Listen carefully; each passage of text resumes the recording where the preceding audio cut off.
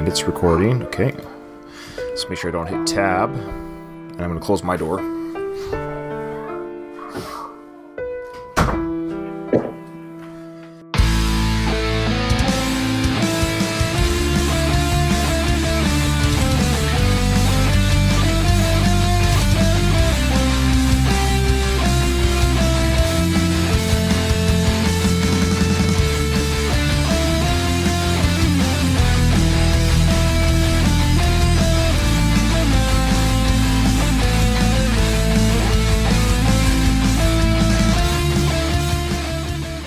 Okay, well, Kyle, we're going. Let's just get into this. Welcome everyone to the going. What is it called again? Rocky series, Going the Distance podcast, Going the Rocky Distance. I can never remember.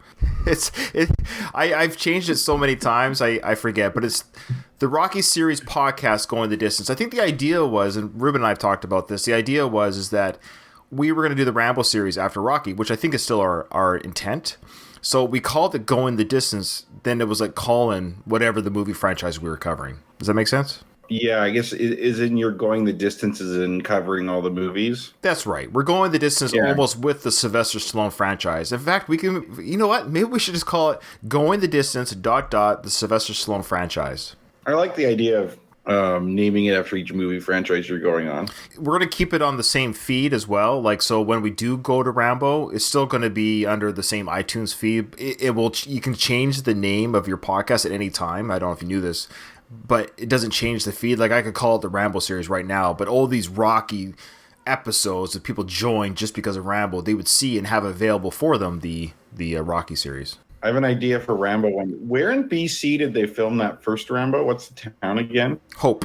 Is that like in the interior of BC, or is that Lower Mainland? Or it's in the interior. Yeah, that's kind of halfway between. We should have an on location podcast there. Mm-hmm. I agree. One day we will. At some point, I'm going to be in Philly, and I'm going to do a podcast episode or a mini-sode of me on the steps for sure. Having a podcast recorded in Hope, British Columbia during First Blood, I think is... and then we'll go to Afghanistan for part 3. Why not? Why not? So everyone that's listening right now, you're probably, if you're a longtime listener of the show, you're probably familiar with Kyle. He's a guest host extraordinaire. He's been on every season. I believe you've been on every season. This is now season 5. So this is your first appearance on season 5, though. Yeah, it is. Yeah. Okay. So season 5, as you know, Kyle, we're covering Rocky 5. What's your general feeling of Rocky 5 and overall? It's not my favorite Rocky, but I like the idea of Rocky 5. Like, I don't think another Rocky 4 or 3 type of movie would have been good. So I like that they took a chance on it. They didn't really work out because for various reasons. Also, I really like Rocky 5 because it sets up the Rocky Balboa and Creed movies being in the old neighborhood in Philly possible, which I think was essential for those movies. So the worst Rocky 5 was not the best. It was a means to further the series, and at best, it's a hidden gem or an acquired taste.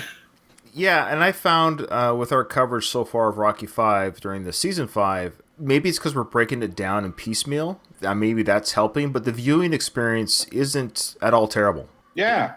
Rocky, to me, never really belonged in a mansion. Like, that's kind of weird. Right. Bringing it back to the old neighborhood made a lot of sense. I remember the first time I ever saw Rocky 5, I kept thinking, when are they got to get to like the ring, and when is he going to get his money back? Like, when is everything going to be made okay? Right. Yeah. Exactly. Yes, that's your first time. Right. So you're wondering, like, okay. Once you get over the fact that isn't happening, the repeat viewings are a little bit less hard to get through, if that makes sense. Because when I saw this for the first time, I've said this many times on the show, I hope people aren't getting sick of it, but I, like you, just like you said, I'm like waiting for the Hollywood ending. Yeah. Yeah. And it didn't come. Now that we have Rocky 6 and the Creed films, I think this film ages better than parts 3 and 4. Now, parts 3 and 4 is a lot of fun, and they're great movies on their own, but Rocky 5, I think, has aged better in the Rocky 5 to Creed 2 timeline. Yeah, I think so. Yeah. Yeah, it's a big change. It's a real, like, even like Rocky's personality and who he is changes a lot, because it's like you have the Rocky of Rocky 1 and 2, and he changes every movie. Right. He changes a lot in Rocky 3. He becomes very stoic, pretty well spoken, kind of has it together a lot. Same with Rocky 4. Yeah. And then in the Creed movies and Rocky Balboa, he's a little bit more of the old Rocky. Like, he's a lot wiser and stuff, but he's kind of more of the old Rocky. And I think this Rocky here is kind of the transition between those two. Like, the personality change for him, like, he seems like, I hate to say this, a lot dumber, and you could say it's like the brain damage or whatever, but I think he kind of overdoes it a little bit in this film. Yeah, it's done. It's done a little bit too much. I think he went pre-Rocky 1 for smarts. Yeah. Well, it's funny because I think it was Matt who was sharing like deleted scenes from Rocky 5. Oh, if it's anybody, it's Matt. Yeah. Yeah, Rocky's like over 100%, if that's possible. The R word. And like, I can see why they cut it, right? Because even for Rocky 5, that's like way too much. Right. Where we left off, ladies and gentlemen, from our last discussion when we're talking about Rocky 5 is George Washington Duke talked to Mrs. Balboa and Rocky Balboa outside the pet shop, and George Washington Duke did that classic line, "Oh, there's a Mrs. Balboa magically appears." And yeah. He must hate her so much. He does hate her. Oh, absolutely. Then they're in the limo. I don't think we quite put that in the last show, but they just go in the limo, and George Washington said to his partner there, he goes, "We just need a hook. We need some sort of hook to get Rocky into the ring." So that's where we left off with George Washington Duke. So here we are now. The next scene is the children are playing at the playground. So we see an outside shot of the schoolyard. It's a fence, and the kids are playing in the schoolyard, and I think we're going to see some further adventures of Rocky Jr., so let's watch that.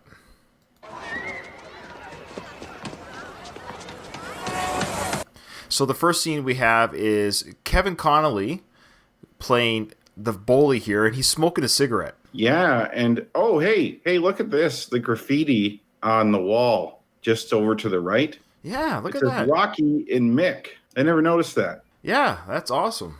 I've never noticed that either. Rocky and Mick. I wonder who else has ever noticed that. Good catch. So he's hanging out with his two buddies. The one guy with a really bad haircut. I mean, they're all bad hair. This is 1990. Well, this guy's hair has kind of made a comeback in recent years, actually. Like his hair's kind of shaved all on the one side. Yeah. That's kind of a thing now, I think. Well, this film is 29 years old already, if you can believe it. Yeah. Holy cow. Now, this is my little plea and hope that if Mr. Connolly is listening to the show, and I know Hollywood types, they get busy and they get other projects going, and I'm just a little ham and egger podcast. I'm so far down his radar that it's, it was an honor for him to even correlate with me. He did correlate with me on my personal email, and he was going to call, we were going to set something up, and it just never happened. It got that far. Yeah. It's too bad. You just got to find a hook. Right? Yeah, I got to find a hook. Well, the hook is that we are a nobody podcast, and he's a celebrity. He'd be doing us a favor. I don't know if that would sell it for him or not, but my plea will be that if he happens to listen to this episode, that, we'd love to still see you and talk to you there, Mr. Connolly, and talk about Rocky 5, because it's also my understanding that he enjoyed this movie experience. This was, I think it was his first feature film. He worked with Stallone and as a director. Of course, I don't think he shared any scenes with Sly, but definitely Sly was behind it. One really briefly. Okay. Oh, that's right. They were there at the Christmas dinner. Yeah, that's right. Yeah, and also like when Rocky found them, and then like what's her face is like, "You're not gonna hit him, are you?" Oh yeah, we're not there yet. Okay. And that guy was there in that scene. I don't know if that counts as having a scene with Sly, but that's pretty close. Yeah, and I still hope to talk to Kevin. So if you're listening, Kevin, we'd love to have you on, and hopefully this episode doesn't make us sound worse than we are. So he's smoking, looking tough, and he's looking like a real badass right now. Yeah, for sure. I wouldn't screw with this kid. So they're staring down Rocky Jr., who's, in the playground, walking around looking forlorn and lost. Yeah, in this playground, I want to talk about the playground for a second. Yeah. In the school, it's a really high chain link fence. Like, that's got to be 20 feet high. Yeah. And, like, these kids are playing on, like, concrete. Right. Like, this is an inner city school, right? Like, this actually kind of reminds me of schools in inner city Edmonton a little bit. But it almost looks like a prison. Like this reminds me like almost a little bit of a prison movie where like the new person comes in and they're kind of being sized up by the existing inmates, right? Like this seems more like a dog eat dog thing, and this imposing school here. It's a very large school, like several stories high, Right. with this huge fence, concrete everywhere. Like it's an intimidating place, even though it's just a school. I don't blame Rocky Jr. coming from private school his whole life to coming to this school. It's probably a bit of a culture shock for him. Let's be honest. Yeah, huge.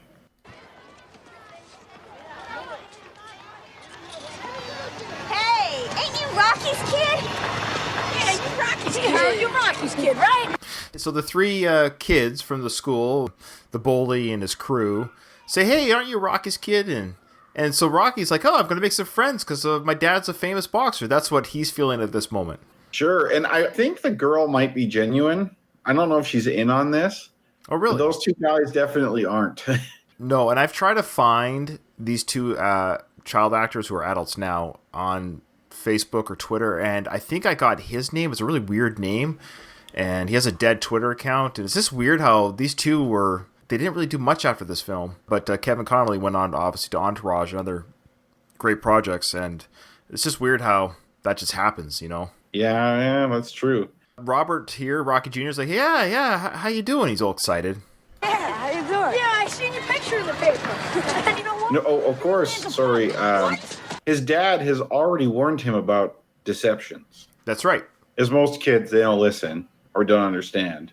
So he's got to have to learn the hard way here.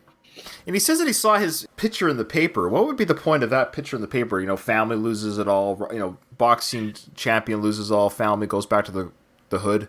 Especially these kids, right? To have your picture in the paper. Right. Back in the would be a 90s. big deal, right? Yeah, to have your picture in the media. Well, and now with social media, having your picture on the internet is nothing. Yeah. Yeah, like I think even today, if you were on TV, that would mean something, but it would mean a lot more 30 years ago. I was going to say, it doesn't mean much anymore. Like everyone's almost a 15-minute star at some point with some viral video or something. Yeah. Like even these Facebook videos that we do and live videos, I get, hundreds and hundreds of downloads and listens, and it's weird. Like I'm not that I'm in any way celebrity at all, or Ruben or this podcast, but the idea that my picture or my voice is out there, it's weird. It's something that would have been really amazing to hear your voice on the radio back in the day, but now to hear it on the internet for hundreds of people to listen to weekly, it means nothing anymore. Yeah, definitely a different era. Yeah. The big boy, the quiet thug, grabs Robert from behind. What's his name in the movie again? Let me just look it up. I don't know these people's names. Yeah, that's fine. Give me a second. I'm pretty sure that leather jacket kid's soft though. Just looking at him. Yeah. He seems like kind of a pussy, actually. Like, that other guy runs the show. Yeah, for sure. His name is Chicky. Kevin Connolly's Chicky's pal. That guy doesn't even have a name. The other guy? That's right. So, yeah, Chicky and Chicky's pal. And his name is Hayes Swope. I told you he had a weird name. So I looked up Hayes Swope, because that is a name that's not common. Yeah. There's probably not a lot of Hayes Swopes out there, if any other ones. And the girl, her name is Jewel. Which is weird because, well, actually, it's not that weird. Hayes Swope, his only film credit is Rocky V as Chicky's pal. That is it. That's all he did. I wonder what the story behind that is. Well, not everyone makes it. Lots of people are in lots of movies. But you think with just having Rocky V on your credit, he would give you something sometime after. Like, he would even get a gig while he's filming because, he's in the new Rocky film. Yeah, I guess. But he's a pretty peripheral character. He doesn't even say or do much. Like, he's just that guy's sidekick, basically. Yeah, same with the actress who played Jewel. Her name is Elizabeth Peters. She was in She-Devil. Which was a year before Rocky. Yeah. I had a bit of a crush on her as a kid. I did too. Because I was 15 when I saw this film, and these kids are playing 14-year-olds. This is your demographic for sure. Yeah, and I thought to myself, but I said, you know what? Clean her up a little bit. She's pretty cute. Yeah, that's like a good investment, man. Like, you get her before she's cleaned up and and then afterwards, you have someone that's probably out of your league, right? So, she has an alternate name, by the way. Her alternate name now is Elizabeth Fenstermaker. What? Elizabeth Fenstermaker. And a little bit of trivia here. She's a teacher right now at an old girls' school in Massachusetts, and her nickname is Liz. So she has enough of some personal detail here on her IMDb, but that's about it. 2 movie credits: She-Devil and Rocky I wonder if V. she ever made it to Disneyland. Why would you say that? Okay, there's a scene later on in the movie where he's like, I've been to Disneyland, haven't you? And she's like, you make it sound like everybody has. Yeah. Boy, look at you said you didn't remember much of this film, but you're catching little things like that. You're coming back to your memory. Okay, let's see how this little skirmish goes down. So they're gonna shake him up for something here. They got him cornered. Yeah, this is the prison equivalent of like getting gang raped or something, right? Yeah. Like obviously that's not going to happen to him here, but this is like. Well, we should just call it a gang mugging, shall we? Yeah. Okay, so let's let it play out for a little bit here. What are you wearing my coat for, huh? I'm not kidding you. Give me my coat. I'm not kidding around anymore.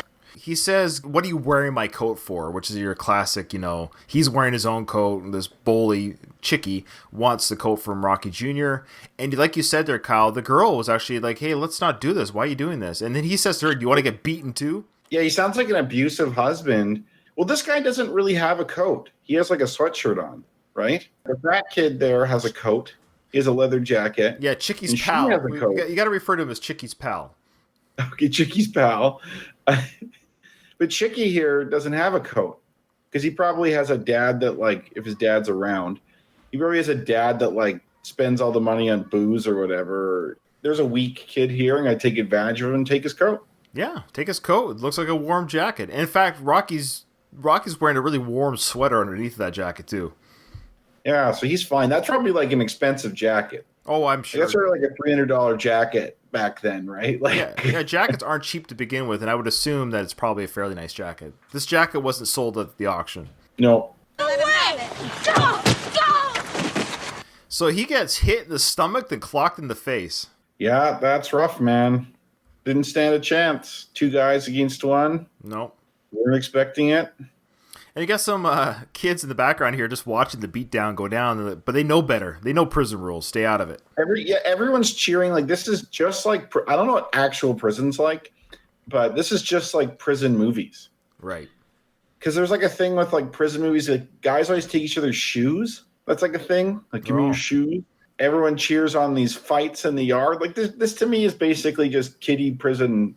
All right, so they beat him to the ground. Rocky Jr. falls to the ground, and they rip the jacket off him. Don't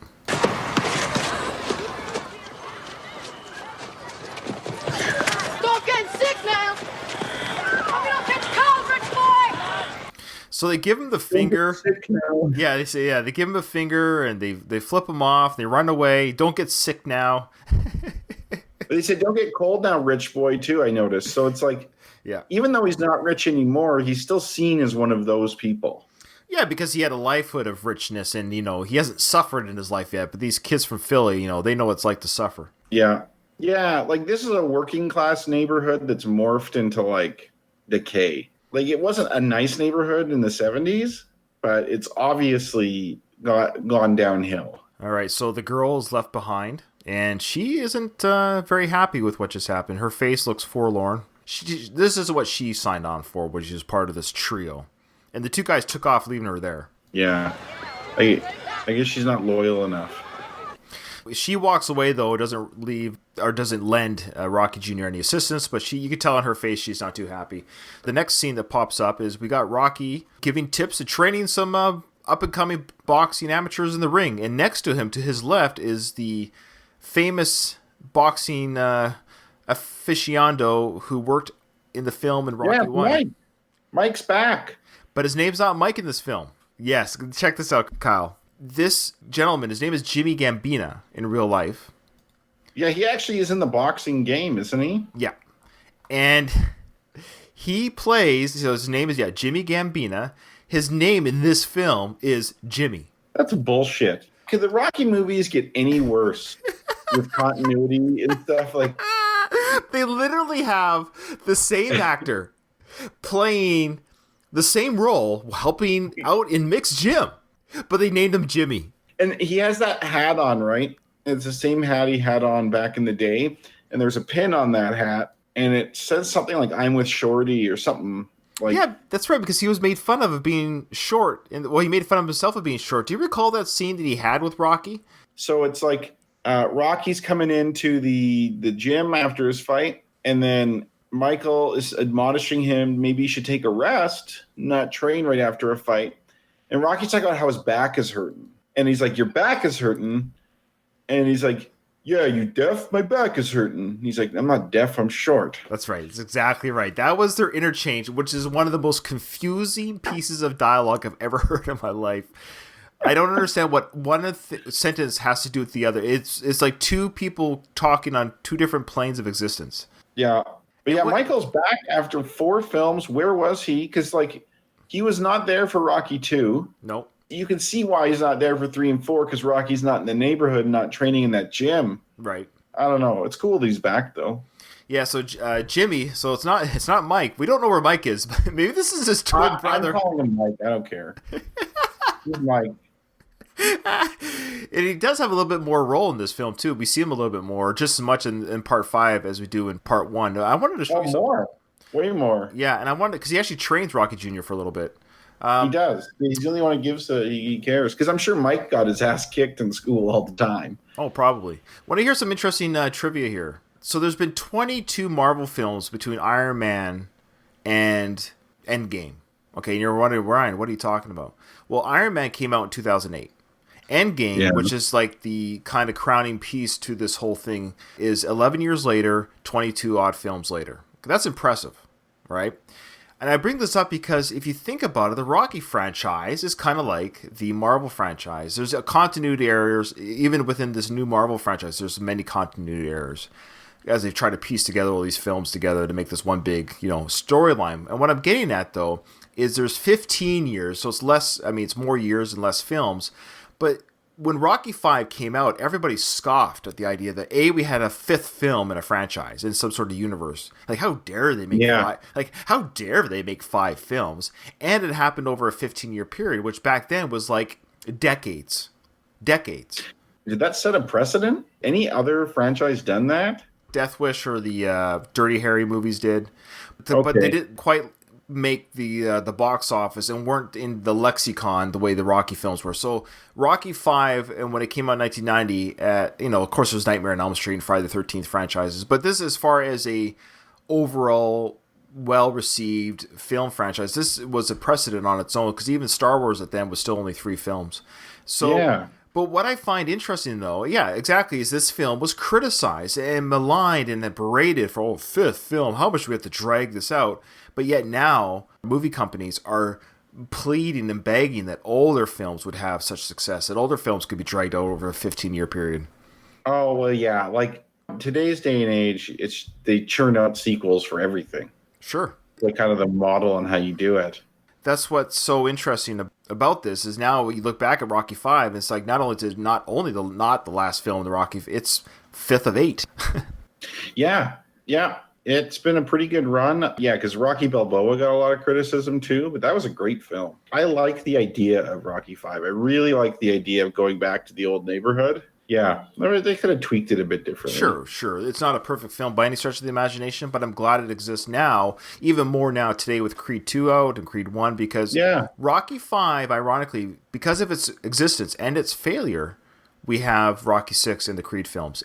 Even if it was a commercial and critical success with Stallone wanting Rocky's character to die at the end, we wouldn't have Rocky Balboa and we wouldn't have Creed 1 and 2. And take that for what it is, but those things wouldn't exist. I guarantee it. Yeah, true. I'm also thinking, as an aside, Ryan, Mick's gym's looking... I like the way the gym looks here. Mm-hmm. I think it looks pretty true to form to what Mick's gym looked like when Rocky trained there.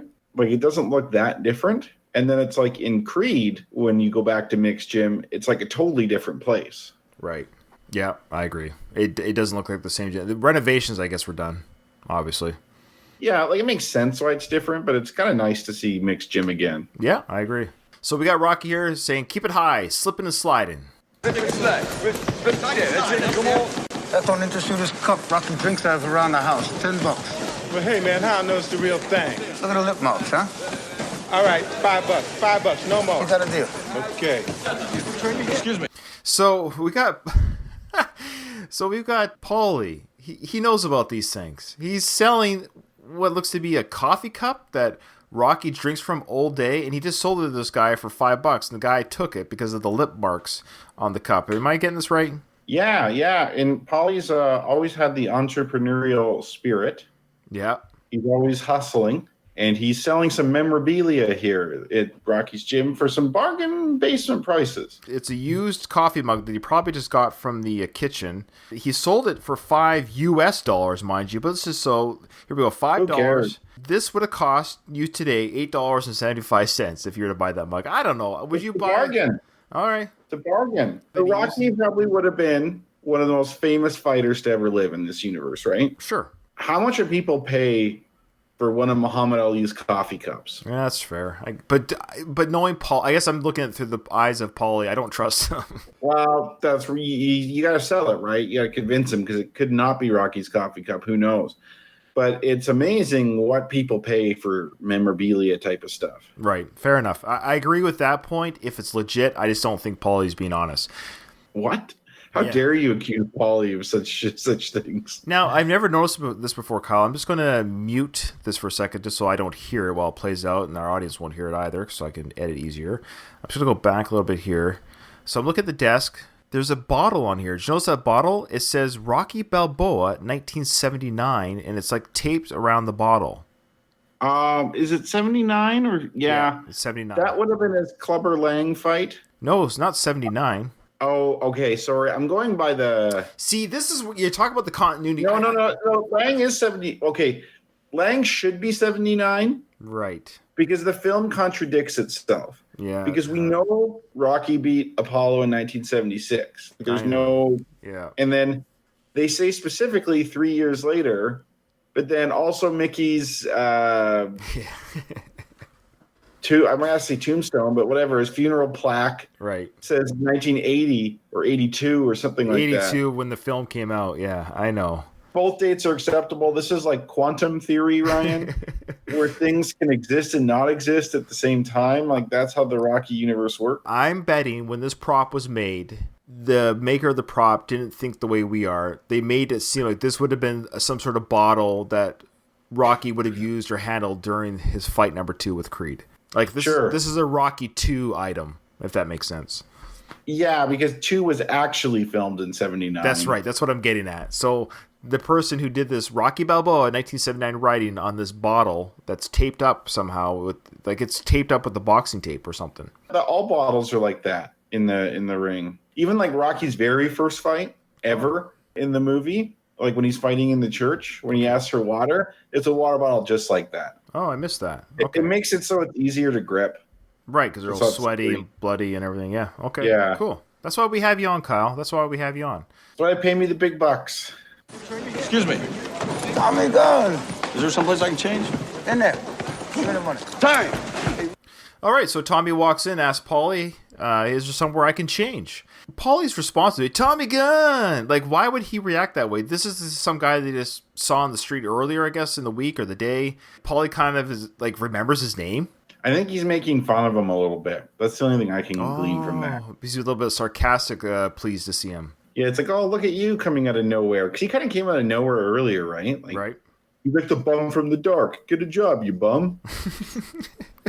Does it say dark or docked? I thought it was Doc too, but then I went to the subtitles and it said the dark, which makes sense because that guy came literally out of the dark, between the buildings. Okay, jeez. Weird. Okay, so now Rocky says time. So these two boxers are done doing their workout. Rocky calls time.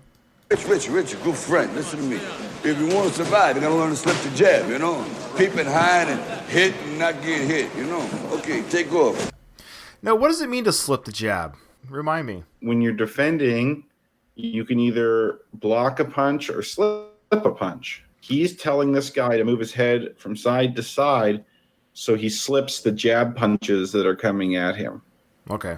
That makes sense. But then so slip the jab is basically, what is it, avoid the punch? Yeah, to slip a punch is to avoid the punch. However, slip the jab is used a little differently in Rocky 2, where Rocky jabs. He slips a jab, where he jabs Creed. He jabs Creed twice in the first round. And Mick's yelling, slip the damn jab. And Rocky jabs at him twice. But in this context, when he's talking to this guy, he's talking about moving his head from side to side so he doesn't eat the jab that's being thrown at him. Which is advice Rocky's never actually taken personally. Because he just gets hit in the face constantly. Yeah, that's a good point, is that Rocky never slips the jab. Exactly. Do what I say, not what I do, or learn from my mistakes, or whatever. I'll give credit where credit's due. I think with the Creed 1 and 2 films, they kind of took away the blocking with your face strategy. They made the boxing look more realistic, I think. Yeah, that's definitely true. So, Ryan. Yes, sir. So, I just wanted to touch on slip the jab. Yeah, please. One more time. Because I feel like some of the listeners are going to start yelling at me. Uh-oh. So I think in Rocky, the context of slip the jab is more actually throwing the jab. Oh, okay. Because Rocky 2, it was more like that. And then I remembered in earlier in this film, when Rocky was in the gym before, well, it was all like dilapidated, before he kind of had his memory of Mick, he put that rusty boxing glove on. Right. And he was saying slip the jab while throwing it. He might mean actually throwing a jab, like slipping it out there, but I don't know. No, that works too. It seemed like here he was saying to avoid the jab. I think both work, whatever context the Rocky universe is. Talk about continuity, I don't know. You know, maybe it means both in the Rocky. Slip the jab and like to give it and to miss it or not be hit by it. Yeah. Just say it's quantum something. Quantum what? Anything. Just say quantum, whatever it is. Yeah, quantum continuity Rocky universe. Anything that you don't understand but want to explain to others that doesn't make sense, just say quantum and you're fine. I like it. If my wife gets mad at me and she says, Ryan, why did you do that? Quantum, honey. Yeah, exactly. Did I do it, though? Maybe I did, maybe I didn't. I don't know what timeline we're talking about here. Yeah, exactly. There's a timeline where I didn't do that, and I should get credit for that somehow. Yep. Yeah, I bet you the alternate universe Ryan's a really great guy. So the boxer that Rocky's training is leaving the ring, and Paulie is bringing Tommy to the ring. So let's hear how this exchange goes. Rocco. Yeah. You remember Tommy Gunn? Oh, yeah, He yeah. says he wants to fight. I tell him to get married. Paulie with the jokes, eh? Mm-hmm, mm-hmm. And then Rocky plays dumb here, and he goes, why? Why? That's Jim humor, Rocco. Oh, okay. Hey, let's see what you got there, kid. Get married, eh? Want to move a little? Yeah, all right. Paulie, Go. what's the cajones? Cajones. Cajones. Cajones is Latin for Spanish nuts. Yo, Rock. So what was the reference about the cajones again? What are they referring to? That's when George Washington Duke says that Rocky doesn't have the cajones to step in the ring. Okay, so there's a problem with the script writing here. Okay. George Washington Duke says that to him, verbally, of course, and says cojones, which is how you would pronounce it. Okay, I know where you're going. Rocky then says cajones. The problem is, which is understandable if you read that somewhere, because you might pronounce the J as an H. Yeah. Rocky never read that anywhere. He only heard it. So that's why he awesome. says cajones is beyond me. He probably read that in the script and thought, hey, Rocky would probably say it this way because he's ignorant. But maybe he filmed this scene before that scene or something. That's hilarious. Because in the Rocky universe, he had somebody insult him, say, look, you don't have the cojones to get into the ring anymore. This has been playing on his mind since that exchange. So he asks Paulie, what is cajones? Oh, that's great. It's almost he wouldn't be able to look up the word because he doesn't know how to spell Del Rio. Yeah, he's not going to look that up in the dictionary because it wouldn't be in there. Not the English dictionary. And there was no internet, so the only way he would know this word existed, because he wouldn't know the phonetic spelling of it, because he can't even spell Del Rio phonetically. Well, he would have looked up with an H for sure. Right. Unless Adrian told him how to spell it, and then Adrian didn't give the meaning of it, though. I don't know. Okay. It's a flaw in the movie for sure. That is awesome. Kyle, that is fantastic. What a great cut. Deep cut. So we also just heard in this scene that Tommy wants to show old Rocco what he's able to do in the ring. And they called somebody out from the floor, a random guy. Hey, I forget his name already. Come up and do you want to throw some sparring punches around with this complete stranger who's just coming to the ring? We're ready. Wonderful. Jimmy, or Mike, he just got the guy ready. So he was like, all right, we're ready, Rocky. We're ready for this guy, Tommy. So he's in the opponent's corner, Jimmy / Mike. Hey, kid. That's Mike's guy, probably. His project he's working on or something. So, sorry, so Rocky just asked Tommy, "You got any headgear?" Tommy says, "No, I don't need one." Nah. And I guess this is to insinuate his toughness and his confidence that he might not even get hit. What do you think? Yeah, that's exactly what it is. Wants to show him he's tough. Rocky would have a reputation for being tough, so he probably wants to speak to that, saying, I'm like you in that sense. Yeah, I can block with my head just like the rest of you. Yeah. Or he's like showing, I'm so confident that this guy's not going to get one over on me that I don't even need headgear. There's an homage to this in Creed, the first Creed, when he doesn't have headgear on to fight the first guy. Yeah, that's right. But then smartens up for the second guy, luckily. Yeah, I don't think Tommy does much smarten up in this film. No. Let's see if Tommy needs headgear or not. We'll find out. He's gonna get his cajoles knocked down. Okay. Ready, guys. Benson, go easy. You're ready. So, of course, there's the Cajones again. He's going to get his Cajones knocked out. And Benson is the opponent. So Rocky, knows Benson from the gym, knows his ability, doesn't know Tommy. So he's telling Benson, look, just go easy on this guy. Just we don't know what he's like, so you go easy on him. And then Benson goes, sure. And okay, Rock. Sure, okay, Rock. Time. All right, just go easy now. Flip the jab now. Oh. Ow. Go easy, Hey, kid, what's his name again? Tommy Gunn. Tommy Gunn. Tommy, whoa. It ain't no law to dog. Ow. So we're already seeing the Rocky mantra here of, even in this little training sparring match, Tommy is taking shots to the head. And they're stinging him a little bit, but the anger is building. Yeah, you can really see it in his face. And the Rocky and Paulie, of course, in the corner, like, ooh, this kid's getting his teeth knocked in. Ooh, they're worried for old Tommy Gunn here. Go side to side. That's it. Whoa! Hey, man, take it easy, man. Hey, come on, you guys, lighten up. Now, this is interesting because Tommy's not wearing headgear, so his hits are hitting they're stinging pretty good. The other fellow, Benson, he's getting, you just heard there in the audio, he got like 3 or 4 shots to the side of the head. And Benson's like, hey, man, lighten up. So what's going on here? So far, Benson's just been throwing jabs at Tommy. No serious hooks or crosses or any power punches at all. Okay. Tommy is having none of that, and he's not throwing any jabs or anything. Like, he's landing hard. Right. For sparring. Like, he's really going for real. And when you spar, you're not necessarily going full out with someone. Right. They're just practicing right now. So he's probably saying, like, why are you throwing these huge power shots? Because even with the headgear, that hurts. So, and Tommy probably throws pretty hard anyways. Yeah.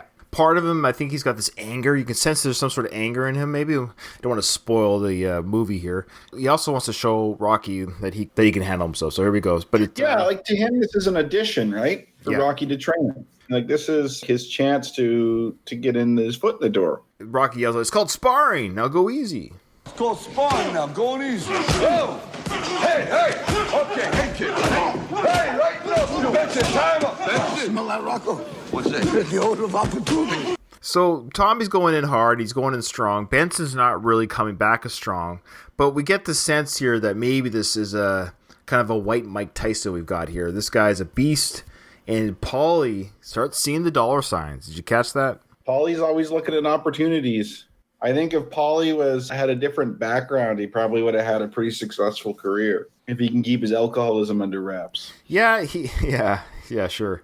Yeah, so now they're still sparring, though. They're still going, but we get a little sense here as an audience that, hey, Tommy might be something we can mold into take that raw power and make him into a fighter. Yeah, he's right. Yeah, he is right. Yeah, you're right. Hey, that's it. What I tell you? Hey, time. Hey, that's it. Time. Go time. Hey, back on. So Rocky's calling out time. Tommy really lays Benson out on the ropes. Yeah. It's almost the way Mike's looking at him too. Yeah, like, Mike's in fear of this man, or Jimmy. And the whole gym is now watching this. Oh yeah, sure. Well, because you got Rocky yelling, "Hey, time, back off!" It's there's something going on in the ring here that this sparring has become. People might think this became personal or something happened that they didn't catch. Like, what's going on here? Hey, that's enough. What's the matter with you? Tommy, are you crazy or something, huh? Hey, what's the matter with you, man? So we got something. What's the matter with you? Yeah. Remember Apollo saying that to Rocky in part 3? Yeah, of course. So Rocky's caught that on from Apollo. What's the matter with you? And then Benson kicks in. Yeah, what is the matter with you, man? You crazy? Like Rocky asked him, are you crazy or something? We're led to believe as an audience member, there's something, there's a fire. There's an untempered fire in Tommy Gunn. Tommy's really lashing out due his abusive upbringing. Oh yeah, we don't know that yet, though. See, you're bearing the lead here. We don't. Everyone knows that because everyone's watching this has seen it before. Oh, you're right. I know. I kind of play like you never know. There are also people might not have seen this for quite some time. That's true. It is Rocky 5. Yeah, good point. Get out of the ring. I'm sorry. Get out of the ring. Cool off, kid. All right, I'm sorry about this. He speaks of opportunity, Rocco. I love Paulie's acting there, or Paulie's character and Burt Young's acting there. He speaks of opportunity, Rocco. Yeah. Oh, man. Paulie, I wonder, too, if he's trying to redeem himself for screwing them out of all their money. Yeah, there's a bit of that, too. Like, hey, look what I found for you. Look what I found for you. But Rocky doesn't look very happy here, so he's about to have a little bit of a discussion with Tommy about the match. And then we'll probably end it after this scene. Whatever the next scene is, we'll end it. Yeah. Hey, look. Going easy don't mean breaking bones, kid. Man, I'm sorry, but what do you think?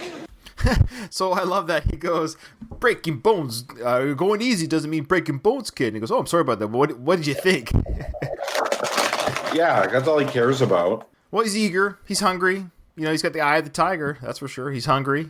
He wants blood. He smells blood in the ring, and he wants to fight. And then here's Rocky's answer to what he thinks. What do I think? I don't think you listen too good. But you fight and you brawl like you was a street fighter, and I know something about that, but this is called boxing. This ain't no mugging, I'm sorry, but I know I can do it all. Yeah? Well, not on this date, okay? Rocky maybe recognizes his younger days in him? Is that what the problem is here? Absolutely. No question. Up until Rocky 3 was essentially known to have no boxing skill whatsoever. Right. Like, he was known to be very talented and very capable. Right. But he is a brawler. Apollo kind of had to train that out of him for that Rocky 3 fight because he finally met a brawler who could beat him at his own game. But that's still kind of just who the fighter Rocky is, right? Because he was self-trained for all those years before Mick, just like Tommy was. So, yeah, he's seeing himself in Tommy, for sure. Tommy's basically the mini Rocky in circumstance, but not necessarily in other ways. Right. I agree. So Rocky walks away, for those who can't see this, which is everybody. So Rocky walks away and says, not on this date where I'm not training you. And Tommy goes, that's it? Like, you're just going to walk away? That's it? Hey, look, I got to work with these kids here. You guys get ready. I'm going no more. How about you trying to manage me? Manage? Yeah. Unless you think I ain't got nothing going. He says, why don't you try managing me? He comes out and asks it, and then Rocky's like, manage? Why is he so surprised that was coming? I don't know. Good question, because what's he doing there in the first place? Maybe he thinks he's just training, helping out a little bit, facilitating boxers in this gym. Okay, yeah. Managing's kind of a step up from that. I think he says this here, but probably never saw himself in a manager role. Yeah, that's fair. Yeah, I like it. And Tommy goes, yeah, unless you think I ain't got nothing going. So he's basically, you want to manage me, or unless you think I'm a nobody? Kind of like challenging back to Rocky, like, don't you see anything here? You got to give him credit. If Tommy can't be a boxer, he could be a used car salesman. Yeah. What Rocky didn't say to him was, you got heart, kid, but you fight like a goddamn ape. Yeah, that's exactly what he should have said. Imagine if he did. Yeah, exactly. I think that would have worked. Yeah. Yeah, all right, you got a lot going. You got a lot of tools, but I ain't no manager. I ain't never been manager. The gentleman that owned this place, that was a manager. But me, I was always the managed guy. I love that. I was always the managed guy. Yeah. The gentleman that owned this place. I wonder why he didn't say Mickey. Like, even if he said... He's not showing respect, right? You think so? Yeah, because he, calling him a gentleman like that. Maybe it's implied because it's called Mighty Mick's Boxing Club. No, fair enough. Yeah, that's true. And everyone would know this is the famous gym that Mick owned and trained Rocky in, because he was just as popular as Creed in this universe. Yeah, exactly. Hey, look. Good luck, all right? Stallone does a great job in this movie in many ways with his acting. We make fun of the quote-unquote, we would call it the full mentally handicapped. That's just a little bit of a joke, because he sounds more punchy in this film than he usually does, but... All joking aside, there's many scenes, and this is one of them, where it's really well acted and really well good, where he kind of blew up at Tommy a little bit, and then he calmed down because he's a nice guy, and he goes, good luck. I'm just not equipped to manage people, and he's probably still reeling just from being penniless almost and doing what Mickey used to do and adjusting to this whole new life, but the idea of taking a prodigy under him is just not on his radar. I totally agree with that. While you have it freeze framed here, I just noticed some detail that's really interesting. Yeah. If you see on Tommy's athletic supporter or whatever. Yeah, I see what you're talking about there. Yep. It says Tommy something Gunn. I almost think that says Morrison. It does say Morrison. That's his real name, right? Yeah. That's not his name in the film, Morrison, is it? No, it's Tommy the Machine Gun. Well, I know, but does in IMDb, does the character have a surname? Let's see here. I think it's just referred to as, he's always just referred to as Tommy Machine Gun. Gunn is Gunn, so it's his real last name, so that's why the machine came in. His Christian name, as they say, in the film is Tommy Gunn, Gunn. Yeah. Because he's wearing something that says Morrison on it. I wonder if that's actually his. And it doesn't say machine. That's definitely Morrr. Yeah. Yeah, that's Morrison. So yeah, it says Tommy Morrison Gunn. Another good catch there. We had the Rocky Mick graffiti, and now we've got the Tommy Morrison Gun on his belt. So a little bit of life and art and life. He's wearing his own gear. Yeah, lots of little treasures in this movie. Absolutely. Absolutely. All right, guys, let's go. Come on, move around. That's it. Nice. Tommy Morrison, the Machine Gun, dejectedly walks out of the ring, looks around. He's like, man, this was my chance. I was so close, and it's not going to happen. Yeah, that's a bummer. You know what? Also, okay, right there, right where you freeze framed, that's the exact position Rocky and Mick were in when they confronted each other. That's right. About why Mick never trained Rocky. Yeah. Like about how Rocky was a leg breaker for a cheap second-rate loan shark. That's right. It's showing now Rocky's standing up there. It's the film showing you the transition where Rocky is in that manager role, even though he's not acknowledging that yet. Yep. That's exactly right. And Tommy throws a big left. And Tommy Morrison, the real-life boxer that he is, had an incredible left hook. Is that not right? Yeah. Yeah, absolutely. And so both him and Rocky are kind of having the Morrison now and the Rocky from 20 years earlier, or 15 not quite years. 15 years earlier, same type of freak out. Yeah, and is that interesting, though, that there's 15 years between Rocky 1 and Rocky 5, or actually 14 years. I think Rocky 1 came out in 76, and this came in 1990.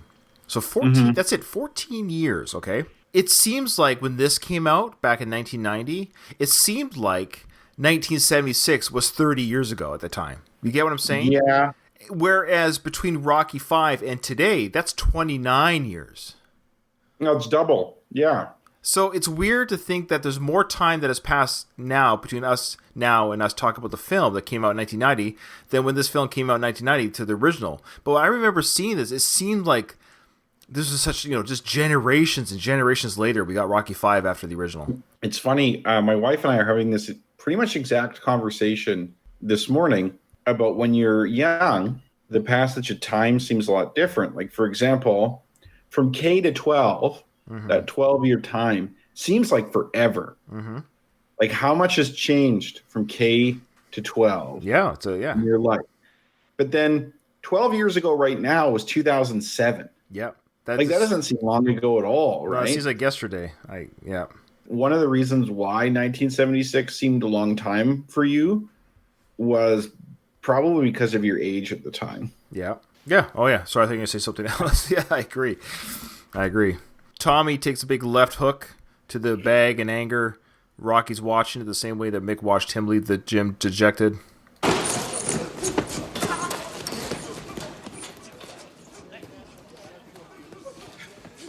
All right, you guys, come on. No cheap shots. Move it around. So he gives one last look to Tommy when he's leaving, brushes his brow, and there's a little bit of hint where we're seeing as a viewer that Rocky's sizing him up a little bit as he leaves, that even he might not think he's quite done with him yet.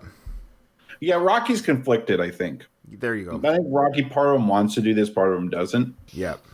Plus, I think by managing Tommy and taking on that Mick role, that's kind of fully acknowledging that the show's over for you. Even though that is the case, sometimes you can be in a little bit of denial about stuff like that. When you are now training another boxer like it's pretty clear at that point that like you're not going in the ring again.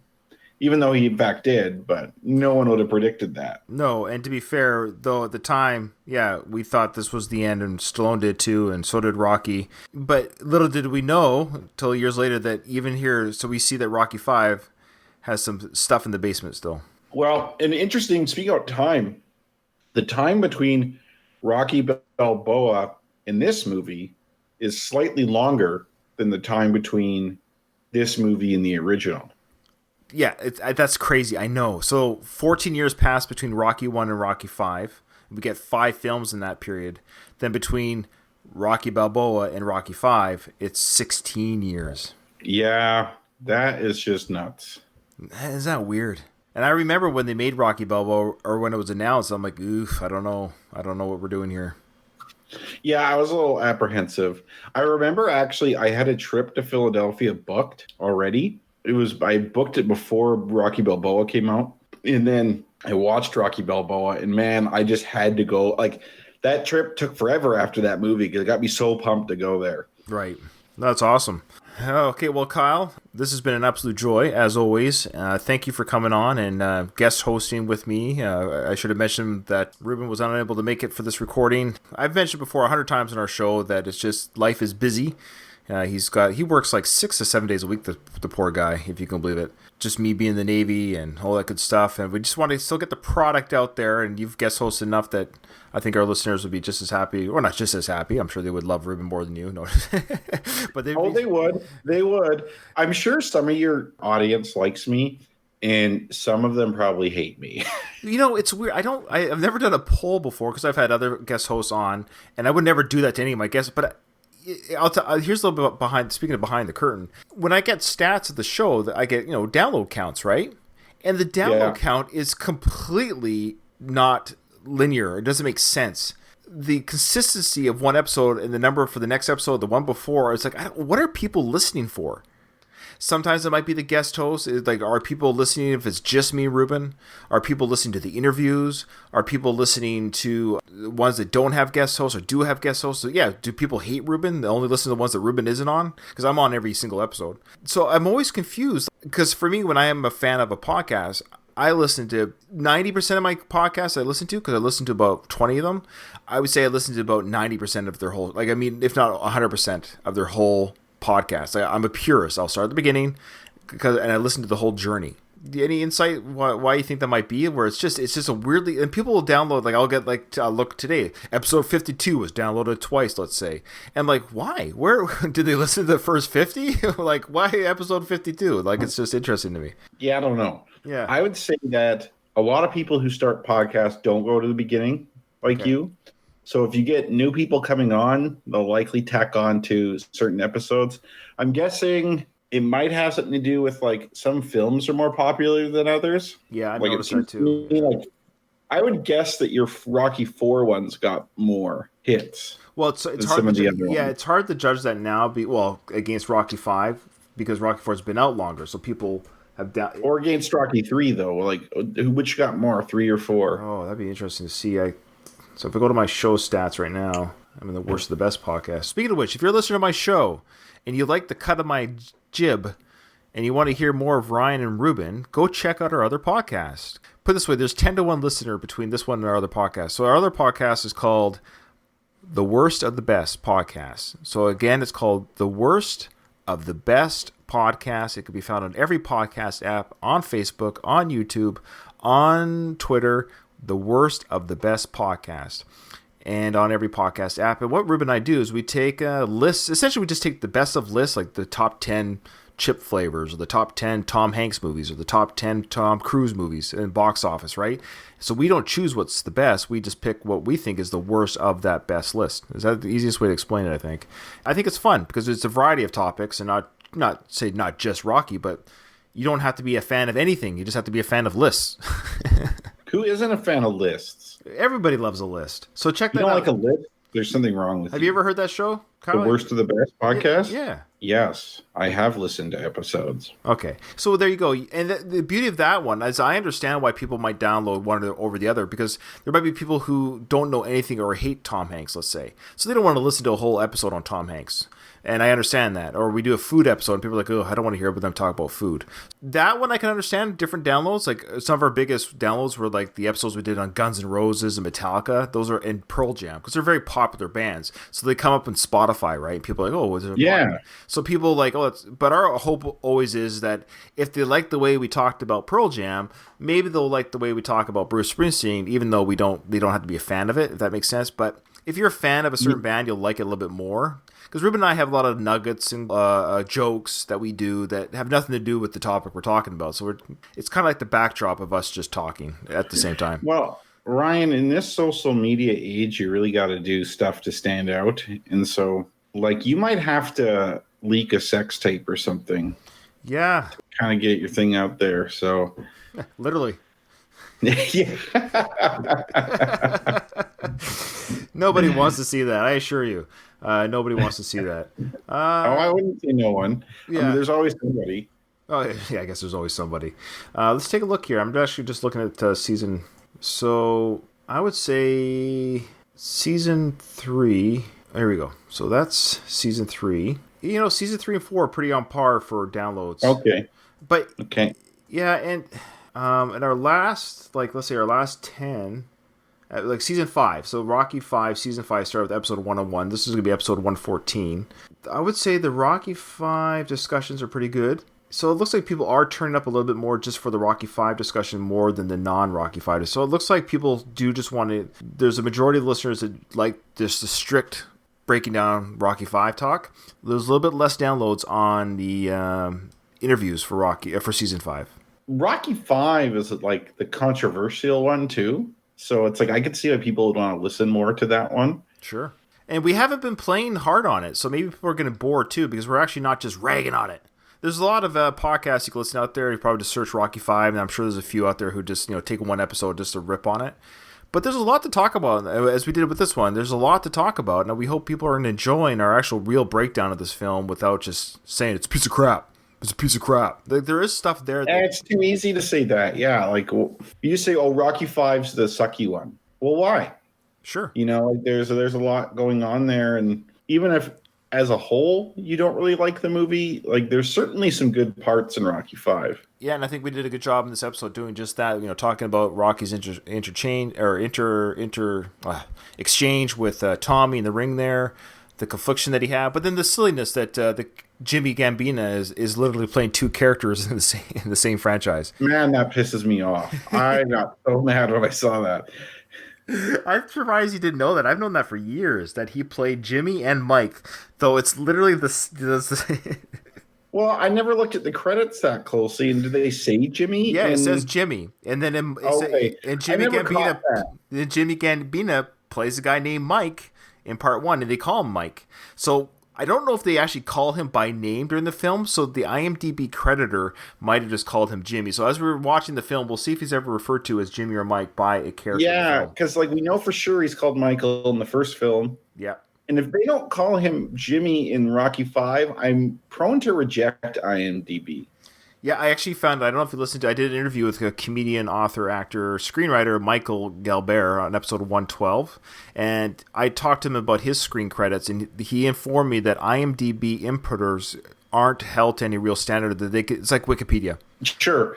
We should check the credits. Oh, right, the film credits. The film credits are the deciding factor, right? Whatever they say in the film credits, you have to go with. But, I forgot that they have this cool montage of all the films in the credits. So we're skipping ahead here. Here we go. Drum roll, please.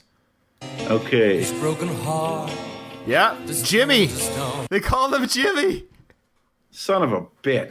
That is just wrong. It's Jimmy. James Gambina. Who? I'm sorry. You could edit this on. Who that up?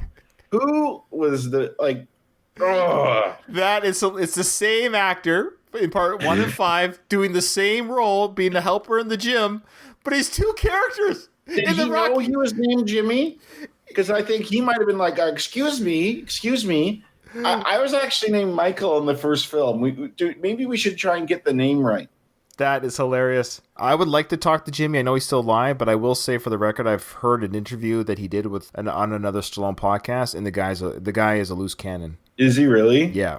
Yeah, for real. Like in a bad way, I'm guessing. Yeah, and he crap talks Stallone and stuff, so I don't want him on the show. Yeah. I did try to get a hold of Delia Shepard here, who plays Karen. I'm still gonna try. She's the Buxomy girl. Oh, like the redhead one? Yeah. Oh, yeah. I'm trying to get a hold of her. Still trying because I think she'd be fun to talk to. You know that I talked to Richard Gant there, George W. Duke, the actor that played that. Yeah, that was really cool. Yeah, and I've talked to Tommy Morrison's widow. Unfortunately, couldn't talk to him. I guarantee you, if Tommy was alive, I bet you I'd be able to talk to him. You think so? That'd be so. sweet. I think so, and it breaks my Like heart. that guy was heavyweight champion. Like that's a big deal. I think I would have gotten him. And the way that I was talking to Tommy's widow, Trisha, it seems like he would have been approachable. Yeah, like he was a nice guy in real life. Yeah. Yeah. So it's too bad that didn't work out. Obviously for his loss and just the lost opportunity to talk to him, but I just didn't. He didn't pass away too long ago. I mean, podcasts were out, but I just wasn't doing it in 07 or 08 whenever he passed. I have a part you probably wouldn't want to play on the audio that you release. Sure, I can edit it out, but go ahead and say it. There is a pretty well-known adult film star named Tommy Gunn. Oh, really? Yeah. I'm just going to Google it. Just give me a second here. Tommy Gunn, adult film. I don't want to write the word porn. Adult film star. Okay, let's see here. Yeah, oh, there he is. Tommy Gunn. Okay, let's just Wikipedia has him, so let's just read about it. And then we won't have to see anything inappropriate. So his early years. So Tommy Gunn early years. During his early years, Tommy grew interested in sports, BMW bicycles, motorcycles, and soccer. He was shy around girls for quite some time until he noticed how girls were interested in bigger and buffer guys. So he took up bodybuilding. He entered a hot body contest in a local bar. And although he lost the contest, he's got his own going the distance story here. And although he lost the contest, he met a man who offered him work as a stripper. And so then for 10 years, Tommy worked as a male stripper, traveling all over the country and the world. Okay, all right. But he began his career pornographic films in 2004. So he was actually doing pornography when Tommy Morrison was still alive. Yeah, and he has been in 2,500 pornographic videos. He has a website, TommyGunn.com, if you want to go see that. He's been divorced twice, go figure. He is from New Jersey. He's 51 currently, and his born or Christian name is Thomas Joseph Strata. He's actually born where my good friend Doug Greenberg, who co-hosts on the show and I do the Still On Podcast Network with, in Cherry Hill, New Jersey. Oh, yeah. I believe that's where Doug is from. Maybe they know each other. They might know each other. I wonder if... We often call Doug. Yeah. We call Doug Big Gun Doug, so I'm sure they probably run in the same circles. I think Tommy probably is also called Big Gun Tommy in a different way. I'm sure. In 2007, Gunn appeared in the music video for "The Moneymaker" by American indie rock band Rilo Kiley. Okay, and he also appeared in the music video "Too Drunk" by the band Buck Cherry. And he also appeared, here's a Rocky V connection. He appeared on an episode of Entourage, which stars Kevin Connolly, who starred as Chicky in Rocky V. No way. There you go, everyone. We made it go full circle. Oh, also, speaking of Tommy Gunn, Ryan, I don't know if they have these in Victoria, but here in Edmonton, there's lots of barber shops called Tommy Gunn. Yes, they do have those here too in Victoria. Yes, they do. I don't know if that's a Canadian chain or if it's in the U.S. too, but I always get a kick out of that because it's named after this character and also an adult film star. Yeah, that's awesome. That's awesome. Yeah, well, that was a fun discussion. Thanks, Kyle. As always, it's a pleasure. And I want to say before we close, did you guys get more snow today? I'm going to show you something, okay? Okay. See how well you can see this. Wait 1 second. We have a solarium here. There's a bunch of stuff on the windows, but could you see outside? There's the snow. That's terrible. Yeah, we got like 5 or 10 centimeters. So the news was true. That wasn't fake news. Yeah, we thought just Calgary was going to get it, but we got it too. And it was really like the grass is getting green and stuff. You guys have probably had it all year, but I've already had to mow my lawn twice. Usually in Edmonton now, we're just getting into spring.